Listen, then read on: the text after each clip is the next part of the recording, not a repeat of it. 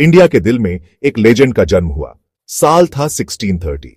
जगह थी शिवनेरी किला, हरे भरे घाटियों को देखता हुआ एक मजबूत फोर्ट। यहीं पर एक महान योद्धा राजा ने अपनी पहली सांस ली। उसका नाम था शिवाजी। वो आगे चलकर शिवाजी महाराज बने, मराठा लोगों के बहादुर और साहसी नेता। शिवाजी के पिता शाहजी भोसले खुद एक बहादुर योद्धा थे। उन्होंने डेक्कन सल्तनतों की बहादुरी और कुशलता से सेवा की। उनकी मां जिजाबाई अपनी बुद्धिमत्ता और धार्मिकता के लिए जानी जाती थीं। छोटी उम्र से ही शिवाजी बहादुरी और वीरता की कहानियों में डूबे रहे। राम, कृष्ण और अन्य नायकों की कहानियों ने उनके युवा मन को भर दिया। उन्होंने उनके साहस, उनके न्याय की भावना और अपने लोगों के प्रति उनकी अटूट प्रतिबद्धता के बारे में सीखा। शिवाजी का बचपन ऐशो आराम का नहीं था। वह डेक्कन के ऊबड़ खाबड़ इलाके और अशांत राजनीति के बीच पले बढ़े। इस माहौल ने उन्हें एक लचीला और साधन संपन्न नेता बनाया। उन्होंने रणनीति और कूटनीति का महत्व, अपने दुश्मनों की ताकत और कमजोरियों को समझने का महत्व सीखा। लेकिन इससे भी महत्वपूर्ण बात यह है कि उन्होंने अपनी मातृभूमि के लिए गहरा प्यार और उसे उत्पीड़न से मुक्त देखने की तीव्र इच्छा विकसित की। एक बच्चे के रूप में भी शिवाजी ने असाधारण नेतृत्व गुणों का प्रदर्शन किया। उन्होंने वफादार साथियों का एक समूह इकट्ठा किया, युवा लड़के जो उनकी साहसिक भावना को साझा करते थे। साथ में वे पहाड़ियों और जंगलों में घूमते थे, अपनी तलवारबाजी का अभ्यास करते थे और भूमि के बारे में सीखते थे। इन शुरुआती अनुभवों ने उनके कौशल को निखारा और उनमें वफादारी और भाईचारे का महत्व पैदा किया, ऐसे मूल्य जो जीवन भर उनके काम आए।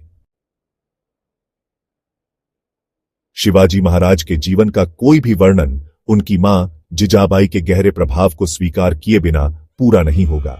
उल्लेखनीय शक्ति और ज्ञान की महिला जिजाबाई ने शिवाजी के चरित्र और भाग्य को आकार देने में महत्वपूर्ण भूमिका निभाई। उन्होंने उनमें न्याय की गहरी भावना, अपनी हिंदू विरासत के प्रति प्रेम और अपने लोगों की स्वतंत्रता के प्रति अटूट प्रतिबद्धता पैदा की। जिजाबाई एक धर्मनिष्ठ हिंदू थीं और उन्होंने शिवाजी में धार्मिक पहचान की मजबूत भावना पैदा की। उन्होंने सुनिश्चित किया कि उन्हें हिंदू धर्म ग्रंथों, रामायण और महाभारत जैसे महाकाव्यों में पूरी शिक्षा मिले, जिसने उन्हें साहस, कर्तव्य और धार्मिकता के बारे में बहुमूल्य सबक सिखाया। इन कहानियों ने युवा शिवाजी के दिल में आग लगा दी, पुराने नायकों का अनुकरण करने और अपने लोगों और अपने धर्म की रक्षा के लिए लड़ने की इच्छा पैदा की। अपने बेटे के तेज दिमाग और ज्ञान की प्यास को पहचानते हुए जिजाबाई ने सुनिश्चित किया कि उसे अच्छी शिक्षा मिले। शिवाजी ने अनुभवी शिक्षकों और सलाहकारों से युद्ध, कूटनीति और प्रशासन की कला सीखी। उन्होंने शारीरिक प्रशिक्षण में उत्कृष्ट प्रदर्शन किया, विभिन्न युद्ध तकनीकों में महारत हासिल की और एक कुशल तलवारबाज और घुड़सवार के रूप में ख्याति अर्जित की। लेकिन जिजाबाई ने यह भी सुनिश्चित किया कि उनकी शिक्षा केवल मार्शल गतिविधियों तक ही सीमित न रही।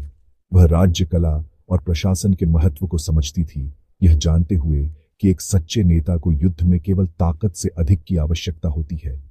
उनके मार्गदर्शन में शिवाजी ने राजस्व प्रणाली, कूटनीति और शासन की कला के बारे में सीखा। ये सबक अमूल्य साबित हुए क्योंकि उन्होंने एक युवा योद्धा से एक बुद्धिमान और न्यायप्रिय शासक के रूप में परिवर्तन किया। शिवाजी पर जिजाबाई का प्रभाव उनकी शिक्षा से परे था। वह उनकी ताकत और प्रेरणा का निरंतर स्रोत थी। उनका अटूट विश्वास उनके अपने महत्वाकांक्षा और दृढ़ संकल्प को बढ़ावा देता था। 1640 के दशक की शुरुआत ने शिवाजी के जीवन में एक महत्वपूर्ण मोड़ ला दिया। इस समय के दौरान अभी भी अपनी किशोरावस्था में उन्होंने एक स्वतंत्र मराठा साम्राज्य के लिए अपनी आकांक्षाओं को कार्य रूप देना शुरू कर दिया। उन्होंने पश्चिमी घाटों में कुछ छोटे किलों पर कब्जा करके शुरुआत की। रणनीतिक रूप से महत्वपूर्ण संरचनाएं जो बीजापुर सल्तनत के शासन में जीर्ण शीर्ण हो गई थीं। उनकी पहली बड़ी विजय 1646 में तोरणा किले पर कब्जा करने के साथ हुई।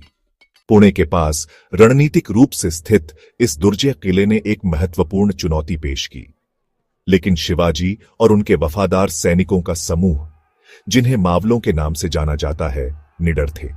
उन्होंने किले की सुरक्षा में कमजोरियों का फायदा उठाते हुए और बड़े बीजापुर गैरिसन पर काबू पाने के लिए गुरिल्ला रणनीति का उपयोग करते हुए अपने हमले की सावधानीपूर्वक योजना बनाई। तोरणा किले पर कब्जा एक महत्वपूर्ण मोड़ था।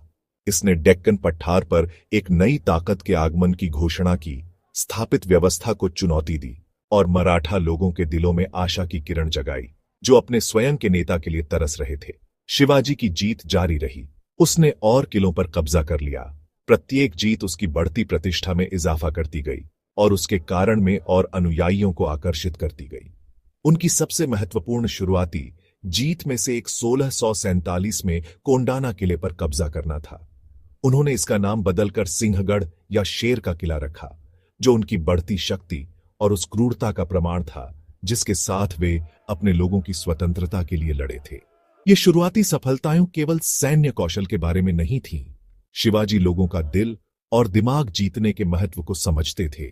उन्होंने अपने द्वारा विजित प्रदेशों में निष्पक्ष और न्याय संगत प्रशासनिक नीतियां लागू की, जिससे उन्हें स्थानीय आबादी की वफादारी और समर्थन मिला। भाग 4 टाइटन्स का संघर्ष। शिवाजी महाराज और मघाल।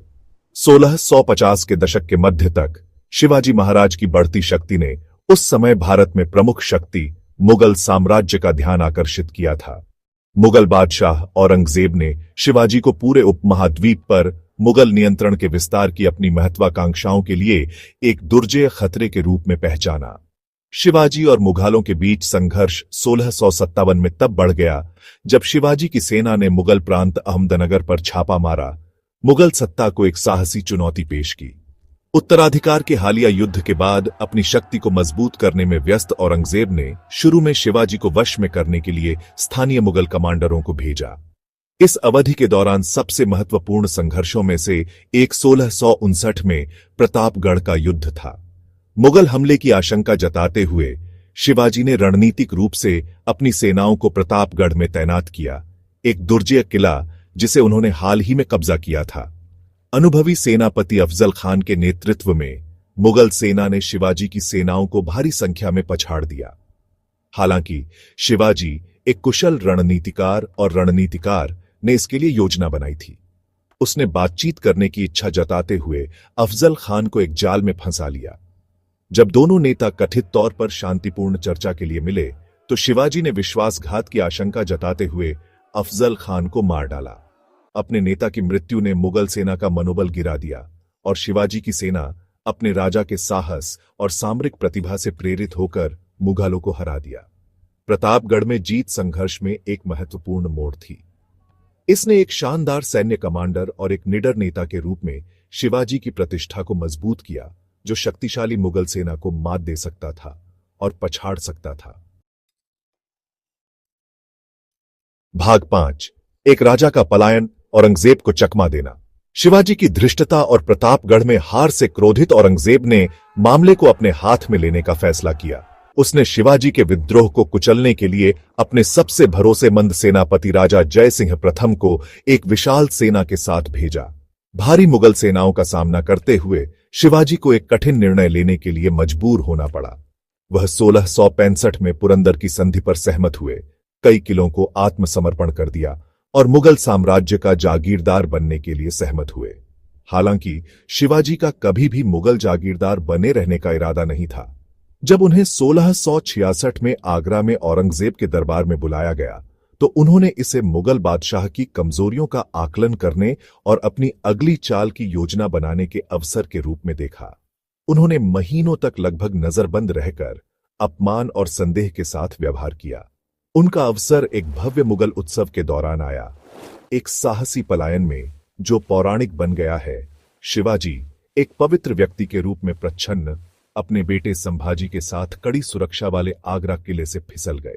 उनके भागने ने मुगल साम्राज्य में सदमे की लहरें भेज दी, औरंगजेब के नियंत्रण में कमजोरियों को उजागर किया और मराठा प्रतिरोध की लपटों को फिर से जगाया। आगरा से शिवाजी का पलायन उनके साहस, चालाकी और अपने लोगों को मुगल वर्चस्व से मुक्त करने के अटूट दृढ़ संकल्प का प्रमाण था। इसने एक महान व्यक्ति के रूप में उनकी छवि को और मजबूत किया, जो अपने समय के सबसे शक्तिशाली साम्राज्य को भी मात देने में सक्षम था।